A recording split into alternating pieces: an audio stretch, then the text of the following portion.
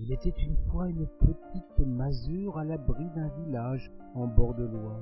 L'homme qui vivait là avait bourlingué sur toutes les mers du monde. Il était revenu vivre le reste de son âge sur les bords de sa chère rivière, celle qu'il avait vue naître. Enfant, il était réputé à des lieues à la ronde pour son savoir-faire en matière de pêche. Il avait un sens inné du poisson, il prenait toujours de belles prises. Nul alors ne s'étonna à son retour au pays de sentir toujours un filet de poisson en passant devant sa demeure. Il vivait seul, savait, à n'en point douter, accommoder à sa façon toutes nos espèces de Loire. Il y ajoutait les ressources que lui proposait la nature, champignons ou bien herbes sauvages, bref, ou bien fruits de bois. Les rares personnes qui eurent l'honneur de sa table en conservaient un souvenir ému. Puis bien vite on s'interrogea. Jamais il ne venait au village ou dans une ferme voisine pour acheter de la viande. Sa seule nourriture était halieutique. Que ce soit durant le carême ou bien la période d'ouverture de la pêche, personne n'y trouvait à redire. Mais comment faisait-il pour poursuivre ce régime alors que nul poisson ne devait être pris? Des rumeurs folles circulaient alors sur le bonhomme. Qui ne vit pas comme les autres bénéficie bien vite d'une réputation douteuse. Il n'échappa pas à la règle. Il fut accusé de braconnage, ou pire encore, de poser des pièges sournois, des nasses ou bien des filets, alors qu'il n'avait pas payé le droit. Si dans ce pays il est bon de frauder le trésor public, rien n'est plus insupportable que celui qui y parvient bien mieux que les autres. Notre homme avait en la matière un art consommé de la dissimulation. Des voisins jaloux, des délateurs en puissance, des amateurs de l'ordre ou tout simplement des pêcheurs professionnels, tout ce joli monde ne tarda pas à épier les allées et venues de celui-ci par qui le soupçon était arrivé. Pourtant, malgré les guets interminables, les surveillances attentives, les filatures discrètes, personne ne le prit jamais la main dans le filet. L'exaspération était à son comble. Qu'il triche avec la loi passe encore, mais qu'il embaume l'air avec des parfums à vous donner, c'en était trop pour des Ligériens si gourmets. Leur rancune n'en fut que plus exacerbée. La vie au pays devint très pénible, un climat étouffant s'installa.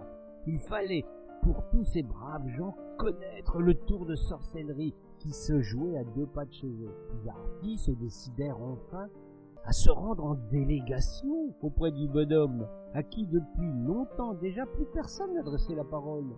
Savoir était désormais leur unique obsession.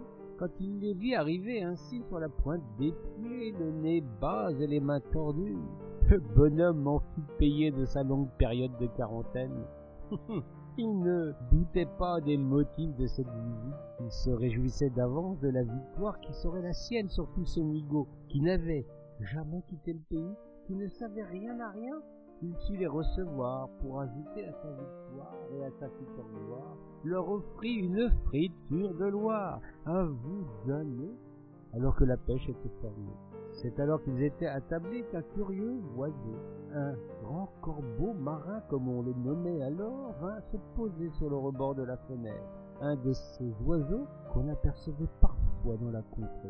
L'animal avait dans son bec un poisson blanc, un gardon de belle taille, qu'il déposa délicatement dans un panier d'osier sur le rebord de la fenêtre, avant de taper de petits coups brefs de bec sur la vitre, et puis de s'en aller, sans autre forme de procès.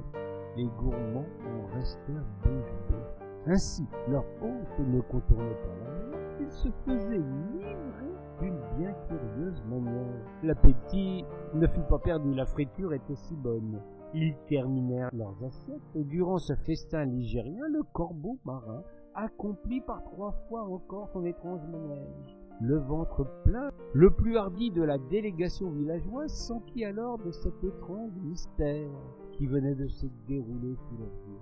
L'homme alors raconta ses voyages à travers le monde, le bonheur qu'il eut de découvrir en Chine la science des dresseurs d'oiseaux.